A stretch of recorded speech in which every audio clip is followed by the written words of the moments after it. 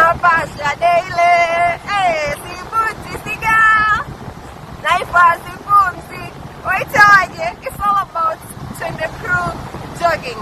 Kila siku ya Jumamosi kuanzia saa 12 mpaka mida ya saa 2 kamili asubuhi. Tunaanzia Hisense and Samsung Headquarters kwenda katika route ambayo tumeipanga sehemu husika.